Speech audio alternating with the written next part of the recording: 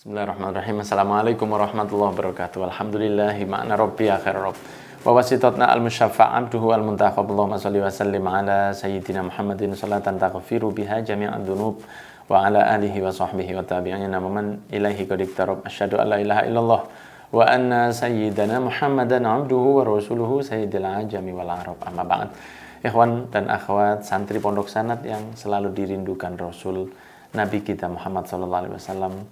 Di tahun kedua Hijriah pernah terjadi kepada hidup beliau satu fenomena peristiwa yang sangat istimewa, yaitu Perang Badr Al-Kubra. Sekarang pertemuan-pertemuan akhir dari Pondok Sanad ini kita membahas tentang beberapa fenomena yang ada di bulan Ramadan. Di antaranya adalah Perang Badr yang semoga Allah mengangkat derajat para syuhada Badr dan menjadikan kita kelak yaumil qiyamah bersama dengan mereka. Pada tanggal 17 Ramadan ada satu kejadian yang sangat istimewa, yaitu Perang Badr, di mana Perang Badr ini terjadi di daerah Badr, yaitu tempat yang sekitar 165 kilo dari Madinah dan sekitar 340 km dari Makkah. Bisa Anda lihat di halaman 104, saya beri gambaran petanya di sini. Dan bisa Anda lihat juga perjalanan dari Mekah ke Syam dan jarak Perang Badr, di mana dari jaraknya saja kita bisa melihat bahwa sebenarnya yang cari masalah itu adalah orang Mekah. Karena jarak yang jauh yang mereka tempuh menunjukkan betapa dekatnya mereka ke Madinah, sedangkan Badr dari Madinah hanya 165 km saja. Apa masalah sehingga terjadi Perang Badr? Awalnya adalah bahwa Nabi Muhammad SAW mendengar ada kafilah dari Mekah yang akan menuju Syam. Dari Mekah menuju ke Syam. Syam saat ini adalah 4 negara yang berbeda, yaitu Libanon, Palestina, Syria, dan Yordania. Mekah ke Syam ini akan melewati daerah yang dinamakan dengan daerah Badr. Jika digambarkan di sini, maka Mekah, Syam, dan Madinah berada di tengah-tengahnya. Setiap orang dari Mekah yang menjalankan kafilahnya untuk menuju ke Syam harus melewati dataran Badr.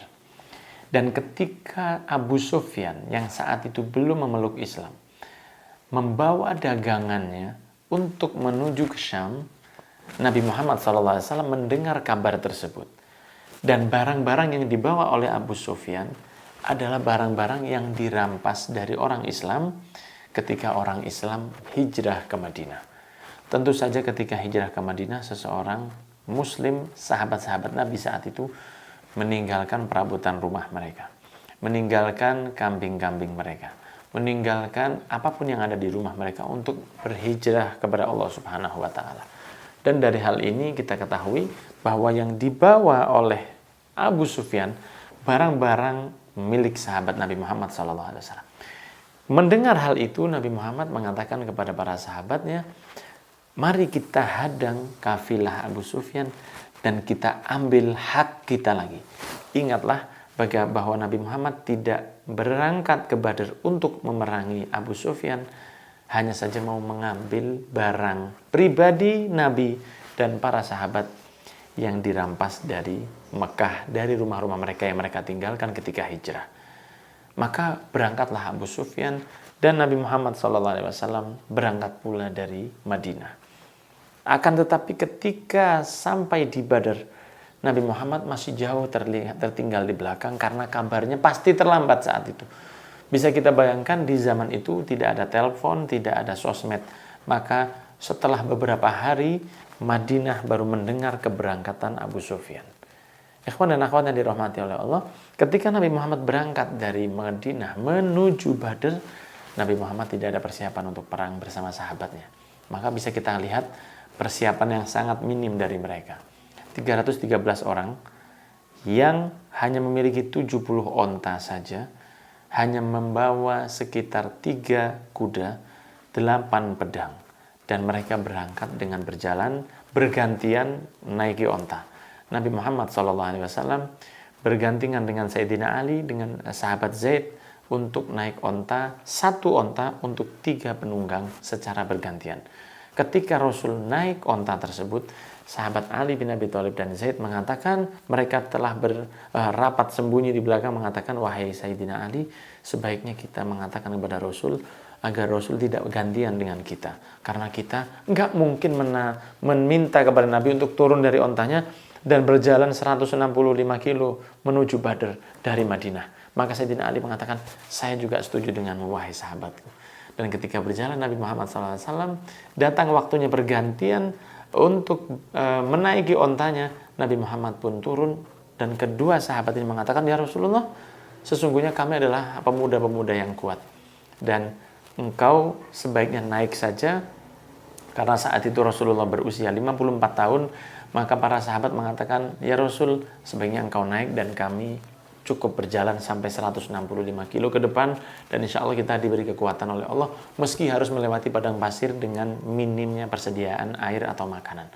Maka Nabi Muhammad mengatakan kepada mereka dengan senyumnya, kalian berdua, Ali dan Zaid, tidak lebih banyak kekuatan kalian dibanding saya. Saya lebih kuat dari kalian berdua, dan pahala saya tidak lebih banyak dari kalian berdua. Subhanallah, Allahumma shalli ala Sayyidina Muhammad. Inilah bukti betapa tawaduknya Nabi Muhammad SAW. Beliau mengatakan, pahala saya tidak lebih banyak dari pahala kalian. Maka Rasul bukanlah seseorang yang basa-basi ngomong hanya untuk menghangatkan suasana saja, tapi Rasul mengatakan bahwa pahala saya tidak lebih banyak dari pahala kalian. Itu keluar dari hati beliau yang benar-benar mengatakan bahwa saya tidak memiliki banyak pahala. Padahal ini baru 2 tahun yang lalu Isra Mi'raj bertemu dengan Allah Subhanahu wa taala. Padahal beliaulah yang mendapatkan perintah sholat. Bahkan niat dalam ibadah pun ditujukan kepada Nabi Muhammad SAW. Amal pun mengikuti Rasul SAW.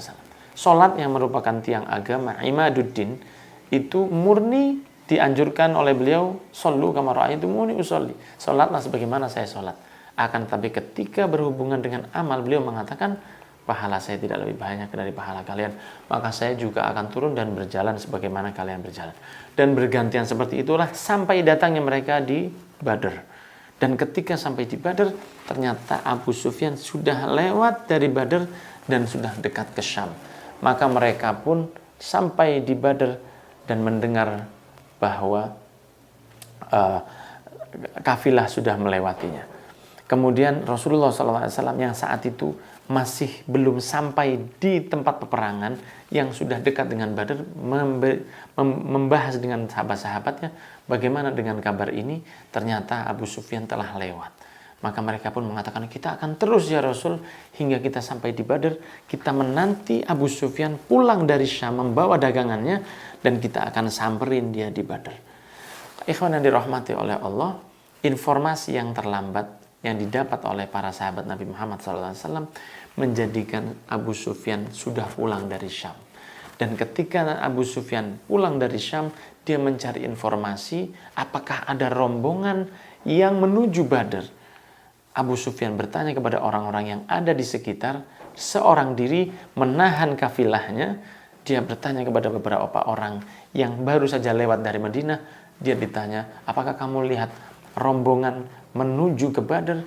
Dan orang itu ditanya dan dia mengatakan, iya, saya melihat banyak rombongan orang yang menuju ke Badr dan saya nggak tahu apa yang mereka tuju. Maka Abu Sufyan mencium hal itu dan mengatakan kepada para kafilahnya, Nabi Muhammad menghadang kita dan kita bisa bahaya jika lewat Badr. Maka Abu Sufyan pun mengatakan kepada salah satu sahabatnya, penunggang kuda dan penunggang onta tercepat, bahwa kirimkan kabar ke Mekah secepatnya dan katakan kepada orang-orang yang di Mekah bahwa kita sedang diserang oleh Nabi Muhammad SAW dan kafilah kita segera dirampas oleh Nabi Muhammad. Maka Abu Sufyan pun bergegas muter laut, muter untuk mendekati ke pantai, mendekat ke laut untuk lewat perjalanan yang lebih jauh. Ketika Nabi Muhammad sudah semakin dekat ke Badr, Abu Sufyan pun muter jauh untuk menghindari hadangan Nabi Muhammad SAW. Dengan perjalanan yang cukup cepat, sampailah Abu Dhamdam di Makkah dan memberi kabar kepada orang-orang yang ada di Makkah bahwa kalian sedang diserang, bahwa dagangan kalian yang dibawa Abu Sufyan sedang diserang oleh Nabi Muhammad. Sontak Abu Jahal dan para kafir Makkah menyiapkan pasukannya dan dia mengajak untuk menghadang Nabi Muhammad di daerah Badar. Dan bagaimana keadaan perang saat itu dan bagaimana pertemuan Nabi Muhammad SAW, insya Allah akan kita bahas di pertemuan berikutnya, masih di Pondok Sanad. Barakallahu fikum. Semoga membahas tentang perang Badar ini membuat kita semakin cinta kepada Allah, kepada Rasul dan kepada syuhada Badar. Wassalamualaikum warahmatullahi wabarakatuh. Alhamdulillahirabbil alamin.